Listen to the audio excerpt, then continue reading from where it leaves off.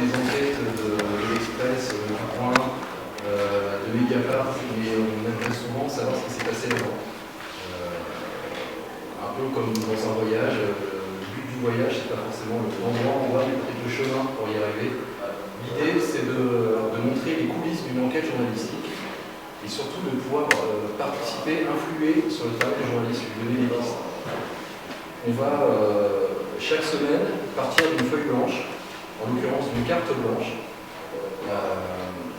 et lancer les 3 enquêtes, 3 journalistes dans un territoire, en l'occurrence Nantes, parce que le premier projet ce sera 102 heures à Nantes, qui pourra être décliné ensuite sur d'autres villes.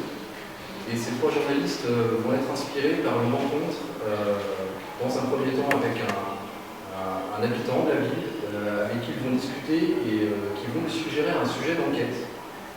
Indirectement, le journaliste va dénicher peut-être des questionnements et une ouverture à partir de cette rencontre et tisser comme ça le fil d'une enquête dont on ne sait pas où elle va aboutir. C'est ce qui rend l'enquête haletante. On joue beaucoup sur ce côté haletant avec un chronomètre qui sera affiché en permanence. On a 102 heures pour faire une enquête. On n'ira peut-être pas jusqu'au bout, mais l'idée c'est de voir ce qu'on peut faire en 102 heures. On aura une carte où on pourra suivre en temps réel le parcours du journaliste, c'est-à-dire voir à travers des logos l'endroit où il aura posté un tweet, où il aura posté une vidéo, où il aura posté un son, parfois même faire des directs en streaming. Et donc l'idée c'est sur cette carte et de pouvoir aussi ouvrir la timeline de l'enquête. On verra la succession d'éléments bruts qui auront été mis en ligne.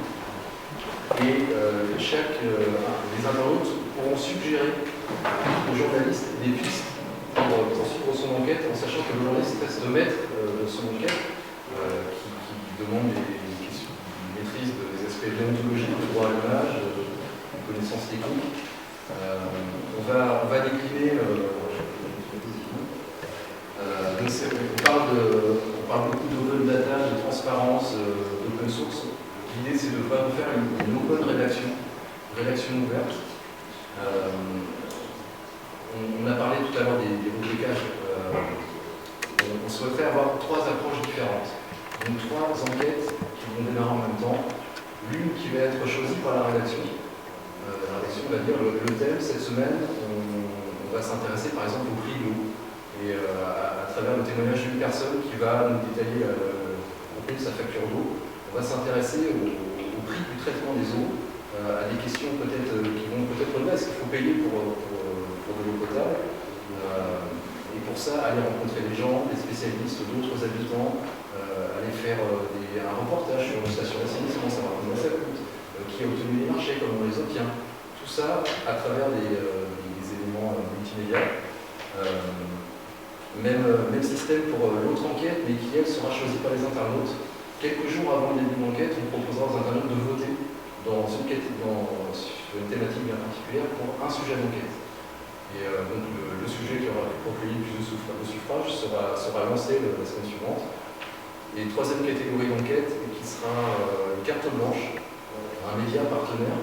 On proposera à une rédaction locale une demande de détacher un journaliste pendant une semaine pour mener une enquête, mais accepter cette règle du jeu, d'être constamment suivi et alerté par les internautes, et de dire à chaque fois ce qu'il fait, d'envoyer non seulement du texte, mais aussi de l'image, de vidéo, d'être capable de faire, et donc avec la liberté de diffuser le résultat de cette enquête sur son propre média, ce qui permet aussi de partager une partie des coûts de fabrication.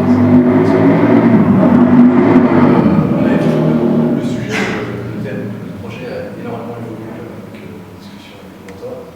Et la dernière évolution en date à laquelle on a adhéré tout de suite, c'est l'idée d'une thématique d'un rubricage.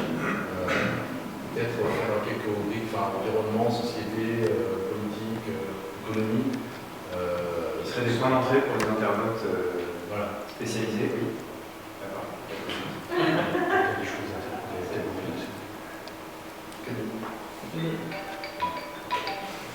Merci. Vous pouvez les applaudir, je pense.